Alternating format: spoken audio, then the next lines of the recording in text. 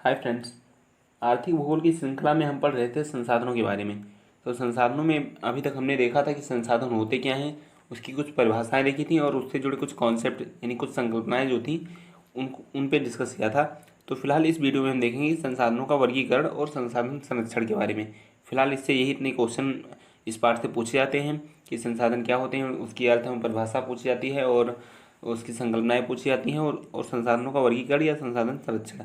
तो संसाधनों की संकल्पनाएं, परिभाषा, अर्थ ये सब हम पहले ही पढ़ चुके हैं। तो इस वीडियो में हम देखेंगे संसाधनों का वर्गीकरण। तो चलिए देखते हैं। तो संसाधन अनेक प्रकार के होते हैं।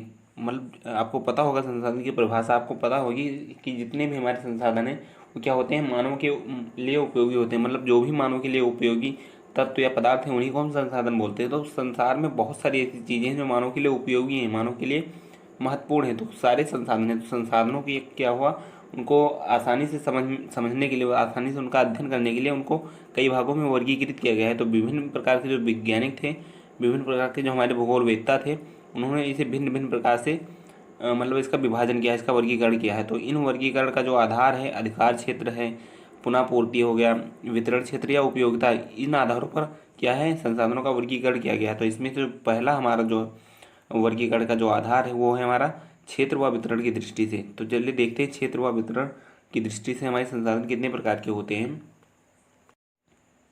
क्षेत्र की दृष्टि से संसाधनों को 3 श्रेणियों में बांटा गया है, व्यक्तिगत, राष्ट्रीय और अंतर्राष्ट्रीय। तो व्यक्तिगत क्या होते हैं, व्यक्तिगत जैसे मानव के मस्तिष्क की बात करें या फिर मानव की बुद्धि की बात करें तो उसकी जो बुद्धि है वो उसकी उसका व्यक्तिगत संसाधन है। मतलब वो उस पर उसी का अधिकार है, उस पर किसी और का अधिकार नहीं है। उसके दिमाग पर, उसकी बुद्धि पर उसका अधिकार है। राष्ट्रीय बात करें तो राष्ट्रीय मतलब जैसे भारत भूमि है तो भारत भूमि पर भारत का अधिकार है, ना कि किसी और देश का। और अगर अंतर्राष्ट्रीय की बात करें तो अंतर्राष्ट्रीय संसाधन में जैसे हमारा सूर्य से मिलने वाली हमारी ऊर्जा हो गई, हमारी हवाओं से मिलने वाली ऊर्जा यानी पवन ऊर्जा हो गई, ये सब क्या हमारी अंतर्राष्ट्रीय ऊर्जा है। इस पर क्या है, पूरा अंतर्राष्ट्रीय मतलब पूरे विश्व का हक है। तो यही बताया गया है कि क्षेत्र की दृष्टि से जो हमारे संसाधन है 3 प्रकार के होते हैं, व्यक्तिगत, राष्ट्रीय और अंतर्राष्ट्रीय। और इसी प्रकार वितरण की दृष्टि से जो संसाधन है उनको 4 भागों में वर्गीकृत किया गया है। मतलब जो वितरण की दृष्टि से 4 भागों में बांटा गया है। पहला है हमारा सर्वसुलभ संसाधन। सर्वसुलभ मतलब जो हर जगह आसानी से मिल जाए, जैसे वायु हो गया और उसमें उपस्थित गैसें हो गई। तो ये क्या है, सर्वसुलभ है, मतलब हर जगह आसानी से मिल जाती हैं, इसलिए इन्हें सर्वसुलभ संसाधन कहा गया है। दूसरा है हमारा सामान्य सुलभ संसाधन, जो थोड़ी कठिनाई से मिले, मतलब इतना आसानी से मिल जाए, थोड़ी कठिनाई से मिले। तो उसमें कौन कौन से हो गए हमारे, उसमें हमारी कृषि हो गई, मतलब कृषि भूमि हो गई, मृदा हो गई, पशुचारण भूमि हो गई, ये सब कौन से हमारे सामान्य सुलभ संसाधन हैं। आगे देखते हैं। जो तीसरा है वो हमारा विरल संसाधन। तो विरल संसाधन जो सीमित स्थानों पर मिलते हैं, जैसे सीमित स्थानों में मिलने वाला कोयला हो गया, सोना हो गया, पेट्रोल हो गया और खनिज हो गए, मतलब जो सीमित स्थानों पर मिलते हैं उन्हीं को क्या कहते हैं, विरल संसाधन कहते हैं। नेक्स्ट है हमारा केंद्रित संसाधन। तो केंद्रित संसाधन जो विश्व में क्या है, या फिर हम कह सकते हैं पूरे संसार में कहीं एक दो स्थान पर मिलते हैं, उन्हें क्या कहते हैं, उन्हीं को केंद्रित संसाधन कहते हैं। तो जैसे क्रायोलाइट आप यहाँ हमारे स्क्रीन पर देख पा रहे होंगे, यहाँ जो क्रायोलाइट धातु है ये क्या है, ये विश्व में एक दो स्थानों पर से मिलती है। तो ये क्या है, हमारे केंद्रित संसाधन है जो एक निश्चित केंद्र पर ही मिलते हैं, ये हर जगह यानी प्रत्येक जगह ये नहीं पाए जाते। दूसरा देखते हैं पुनः पूर्ति की दृष्टि से, यानी अभी तक हम देख रहे थे किसकी दृष्टि से, अभी तक देख रहे थे हम क्षेत्र और वितरण की दृष्टि से। अब हम दूसरा देखते हैं आगे पुनः पूर्ति की दृष्टि से, कि पुनः पूर्ति की दृष्टि से संसाधन कितने प्रकार के होते हैं। तो इसे देखते हैं। तो पुनः पूर्ति की दृष्टि से संसाधनों को 2 श्रेणियों में विभाजित किया जाता है। पहला है हमारा नवीनीकरणीय संसाधन और दूसरा हमारा अनवीनीकरणीय संसाधन।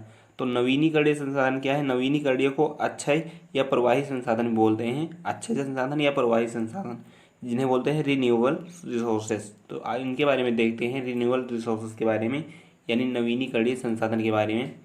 तो नवीनीकरणीय संसाधन वह है, मतलब वह संसाधन होते हैं, मतलब नवीनीकरणीय संसाधन वह संसाधन होते हैं जिन्हें पुनः उत्पादित कर उनका प्रयोग पुनः किया जा सकता है। मतलब इनका एक बार उपयोग करने के बाद इन्हें दोबारा से उपयोग किया जा सकता है, इन्हें दोबारा से बनाकर इनका उपयोग किया जा सकता है। प्राकृतिक प्रक्रियाओं के फलस्वरूप ये संसाधन बनते रहते हैं, मतलब प्राकृतिक प्रक्रियाएं होती रहती हैं, ये संसाधन का क्या होता है, निर्माण हुआ करता है और इनका उपयोग निरंतर, मतलब इंसान द्वारा यानी मनुष्य द्वारा निरंतर किया जाता है, इसका उपयोग निरंतर हुआ करता है। इसके अंतर्गत कौन कौन से संसाधन आते हैं, जैसे जल हो गया, सौर ऊर्जा हो गया, पवन शक्ति, मृदा, वनस्पति आदि को इसमें सम्मिलित किया जाता है। इसके अंतर्गत आदि संसाधन आते हैं। तो ये था हमारा नवीनीकरणीय। इनका मतलब नवीनीकरणीय क्या है, ये संसाधन बना करते हैं और इनका इस्तेमाल हुआ करता है। अब नेक्स्ट देखते हैं हम अनवीनीकरणीय संसाधन, यानी जिसे बोलते हैं नॉन रिन्यूएबल रिसोर्सेस। तो इसे देखते हैं। तो आज आपको मेरी आवाज़ थोड़ी चेंज लग रही होगी, क्योंकि बेसिकली मेरी तबीयत सही नहीं है थोड़ा, तो इसलिए मेरी आवाज़ में थोड़ा भारीपन है, तो इसलिए आप एडजस्ट कर लीजिएगा। तो चलिए देखते हैं अनवीनीकरणीय संसाधन क्या है। तो ये वे संसाधन हैं जिनका पुनर्निर्माण निकट भविष्य में संभव नहीं होता। मतलब ये आने वाले भविष्य में, मतलब इतना जल्दी इनका निर्माण संभव नहीं है कि ये आज खत्म हुई कल इनका निर्माण फिर से हो जाएगा, ऐसा संभव नहीं है। जिनका एक बार उपयोग कर लेने से नष्ट हो जाते हैं, मतलब इनका पुनर्निर्माण भविष्य में निकट में संभव नहीं है, और इनका एक बार उपयोग करने से वो क्या होते हैं, नष्ट हो जाते हैं। जैसे कोयले की बात करें, पेट्रोलियम की बात करें, तो इनको क्या है, एक बार यूज करने के बाद ये क्या होते हैं, नष्ट हो जाते हैं।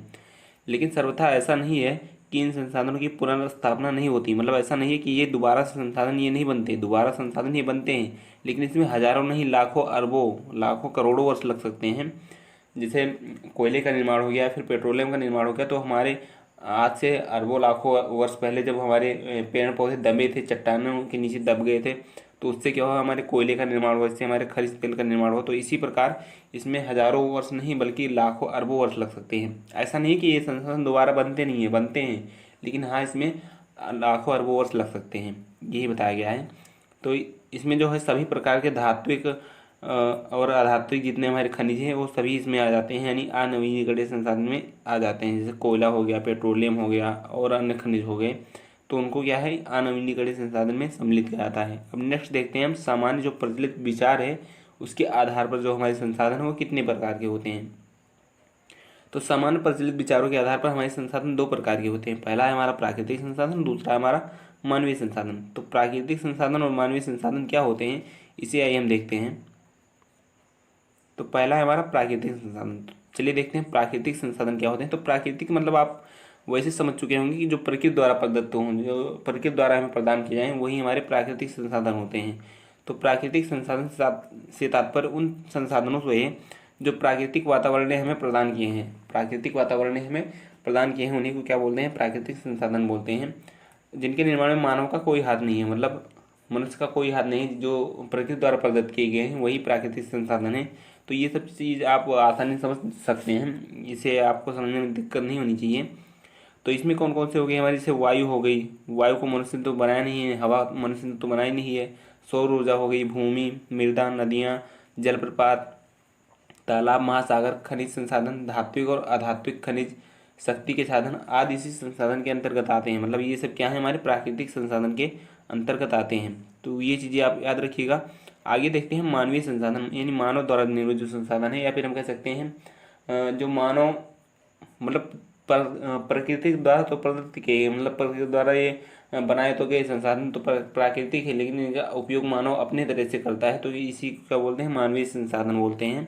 तो चलिए देखते हैं मानवीय संसाधन क्या होता है। तो प्राकृतिक संसाधनों के अतिरिक्त मानव संसाधन सबसे महत्वपूर्ण है, क्योंकि बिना मानव श्रम के प्राकृतिक संसाधनों का कोई अपना मूल्य नहीं होता। मैंने आपको एक एग्जाम्पल से समझाया था, जैसे मान लो आपके आसपास कहीं, घर के आसपास कहीं लकड़ी का कोई बोटा पड़ा है, या फिर कोई लकड़ी है जिसका आप कोई उपयोग नहीं कर रहे हैं, वो जब तक संसाधन नहीं माना जाएगा। लकड़ी का बोटा है, प्रकृति ने हमें प्रदत्त किया है, प्रकृति ने हमें दिया है, लेकिन वो क्या है, तब तक उसे हम सिर्फ लकड़ी बोलेंगे, मतलब वो लकड़ी का बोटा है, उसका उपयोग हम नहीं कर रहे हैं, तो वो संसाधन नहीं है। लेकिन उसी का उपयोग अगर हम बेड बनाने के लिए, या फिर हम उससे कुर्सी का निर्माण कर लें, मेज बना लें, तो वो क्या है, हमारा संसाधन हो जाएगा। तो यही बताया गया है कि इसमें प्राकृतिक संसाधनों के अतिरिक्त जो मानव संसाधन है, मतलब ये भी बहुत महत्वपूर्ण है, क्योंकि बिना मानव के श्रम के प्राकृतिक संसाधनों का क्या है, कोई मोल नहीं, मतलब उनका अपनी कोई वैल्यू नहीं है, यही चीज़ बताया गया है।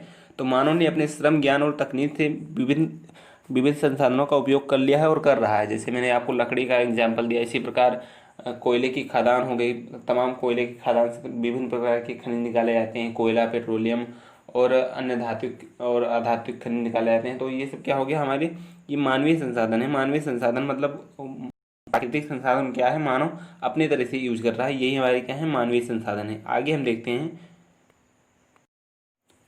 मुझे धीरे धीरे बोलने में काफ़ी प्रॉब्लम हो रही है, क्योंकि मेरी तबीयत धीरे धीरे ख़राब ही होती जा रही है। लेकिन मैंने आपसे कहा था कि मैं कल तक वीडियो अपलोड करूँगा, तो मैं इसीलिए मैं वीडियो बना रहा हूँ। तो चलिए देखते हैं। नेक्स्ट हमारा है उपयोग के आधार पर। तो उपयोग के आधार पर जो हमारे संसाधन होते हैं वो 3 प्रकार के होते हैं, मतलब उपयोग के आधार पर इनको 3 वर्गों में बांटा जा सकता है। पहला है हमारा भोज्य पदार्थ। भोज्य पदार्थ में हो गया वो जैसे जो खाने खाने पीने वाली जो चीज़ें हैं, खाने पीने वाले जो संसाधन हैं उन्हें हम भोज्य पदार्थ के अंतर्गत रखते हैं। कच्चा माल जैसे हमारा हो गया, जैसे हमारा लौह अयस्क जो निकाला जाता है धरती के अंदर से, या फिर कोयला हो गया, फिर जो भी पेट्रोलियम और अन्य खनिज हो गए जो कच्चे माल के रूप में निकाले जाते हैं और इनका क्या होता है बाद में इन्हें प्योरीफाई किया जाता है। तो ये हमारे कच्चे माल हो गए। और शक्ति के संसाधन में जैसे हमारा सूर्य हो गया, सूर्य से हमें क्या होता है ऊर्जा मिलती है। और इसी प्रकार क्या हो गया हवा हो गया यानी पवन शक्ति। तो ये सब क्या है, ये सब हमारे उपयोग के आधार पर इन्हें 3 कैटेगरी में बांट दिया गया है, भोज्य पदार्थ, कच्चा माल और शक्ति के संसाधन। इन्हों क्या कहते हैं, आर्थिक संसाधन के नाम से भी जाना जाता है। आर्थिक संसाधन इन्हें इसलिए बोलते हैं क्योंकि इनसे क्या है अर्थ अर्थ मतलब आप समझ सकते हैं रुपये पैसे। तो इनसे क्या होता है, इनका बिजनेस करके रुपये पैसे मतलब अर्न किया जाता है, रुपये पैसे कमाए जाते हैं। जैसे कोयले का व्यापार हो गया, खनिज तेल या फिर खनिज तत्वों का, विभिन्न प्रकार के खनिज तत्व, बॉक्साइट हो गया और अभ्रक हो गए, विभिन्न प्रकार के खनिज निकाले जाते हैं, इनका व्यापार किया जाता है अंतर्राष्ट्रीय स्तर पर। तो इसलिए इनको क्या कहते हैं, आर्थिक संसाधन के नाम से भी जाना आता है। चलिए नेक्स्ट देखते हैं अब हम संसाधन संरक्षण के बारे में। संसाधन संरक्षण क्या है, क्वेश्चन पूछ सकता है कि संसाधन संरक्षण पर संक्षिप्त टिप्पणी लिखिए, तो उसको थोड़ा सा देख लेते हैं। बाकी संसाधन संरक्षण क्या है आप अपने मन से स्वयं से बना के भी बहुत अच्छे से लिख सकते हैं, लेकिन मैं आपको थोड़ा सा एक कॉन्सेप्ट समझा देता हूँ कि है क्या है आखिर ये संसाधन संरक्षण। तो चलिए देखते हैं संसाधन संरक्षण आखिर है क्या। तो संसाधनों को आगे भविष्य के लिए बचा कर रखना जिससे आने वाली पीढ़ी भी उससे लाभान्वित हो सके, संसाधन संरक्षण कहलाता है। मतलब जो संसाधन है उनको आगे भविष्य के लिए बचा कर रखना जिससे आने वाली पीढ़ी को भी उनका लाभ प्राप्त हो सके, यही हमारा संसाधन संरक्षण कहलाता है। तो संसाधन संरक्षण आज एक जटिल समस्या मानी गई है, मतलब आजकल क्या है एक जटिल समस्या बन चुकी है। क्यों? क्योंकि जनसंख्या इतनी बढ़ रही है कि संसाधनों का उपयोग किया ही जाना है। मतलब संसाधन का उपयोग नहीं करेंगे तो खाएंगे क्या, तो खाएंगे क्या, रहेंगे कहाँ। तो यही है, जनसंख्या बहुत तेज़ी से बढ़ रही है सब, इसलिए क्या है एक जटिल समस्या मानी गई है। तो जो व्हिटेकर महोदय थे इन्होंने इसका 3 मुख्य कारण दिया है, मतलब ये एक जटिल समस्या क्यों है इसका 3 कारण दिया है, मतलब 3 कारण से क्या है ये एक जटिल समस्या बन चुकी है। तो पहला तो हमारा जनसंख्या विस्फोट, मतलब जनसंख्या इतनी तेज़ी से बढ़ रही है कि संसाधनों का उपयोग की जगह पर क्या है संसाधनों का दुरुपयोग होने लगा है। और दूसरा है हमारा प्राविधिक औद्योगिक क्रांति। तो इसका मतलब क्या है कि विभिन्न प्रकार के उद्योग धंधे जगह जगह पर स्थापित किए जा रहे हैं, जहाँ पर क्या है वनों को काट कर या फिर जो खेत कृषि योग्य भूमि थी वहाँ पर प्लांट स्थापित किया है विभिन्न प्रकार के। तो इससे क्या है उद्योगों को मतलब बढ़ावा तो दे रहे हैं, लेकिन इससे क्या है संसाधनों क्या हो रहा है दुरुपयोग हो रहा है। मतलब संसाधनों को काट कर, मतलब हम कह सकते हैं संसाधनों को नष्ट करके वहाँ पर क्या है औद्योगिक समझ लो क्रांति की जा रही है, औद्योगिक क्रांति वहाँ पर उत्पन्न की जा रही है। तो ये सब क्या है हमारे इसके जो हमारी समस्या बनी हुई है हमारे संसाधन संरक्षण की, इसके क्या है मुख्य कारण हैं। और तीसरा जो कारण बताया था व्हिटेकर महोदय ने, उन्होंने बताया था भौतिकवादी जीवन दर्शन और जीवन स्तर। मतलब भौतिकवादी मनुष्य आजकल भौतिकता में खोया जा रहा है, मतलब दिखावे में खोया जा रहा है। जैसे जैसे मैं आपको बता दूं, जैसे चंदन की लकड़ी हो गई या फिर विभिन्न प्रकार की और इमारती वस्तुएं हो गई, उनसे क्या है मतलब जंगलों से काट कर उन्हें क्या है सजावटी वस्तुएं बनाता है, मतलब दिखावे के लिए, अपने दिखावे के लिए, शो के लिए, फैशन के लिए क्या है विभिन्न प्रकार की वस्तुओं का क्या है दुरुपयोग कर रहा है। वो उसका उपयोग नहीं कर रहा है, उसका दुरुपयोग कर रहा है। तो ये सब क्या है, ये सब एक हमारी कह सकते हैं कारण है, जो हमारी जो संसाधन संरक्षण है इसका एक प्रमुख कारण है, जो एक जटिल समस्या बनी हुई है इसका एक प्रमुख कारण है। तो ये सब हम बोल सकते हैं।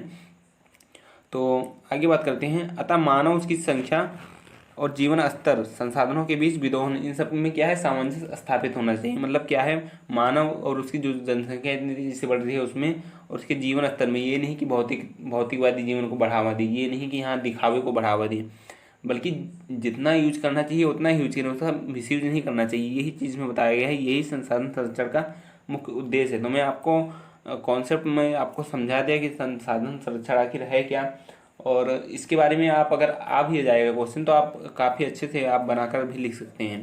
तो आशा करता हूँ कि आपको वीडियो पसंद आई होगी। फिलहाल मेरी तबीयत कुछ ठीक नहीं थी बहुत ज़्यादा, लेकिन मैंने आपसे वादा किया था कि हाँ मैं कल वीडियो अपलोड करूँगा, तो इसलिए मैं वीडियो बना रहा हूँ। तो आशा करता हूँ वीडियो आपको पसंद आई होगी। अगली वीडियो में हम बात करेंगे मिट्टी के बारे में, यानी मिट्टी का निर्माण कैसे होता है, उसके उसकी अन्य विशेषताएँ जो हैं उसके बारे में देखेंगे। तो आगे की वीडियो हो सकता है 1-2 दिन लेट हो जाए, क्योंकि मेरी तबीयत बेसिकली ठीक नहीं है, तो हो सकता है 1-2 दिन लेट में आए।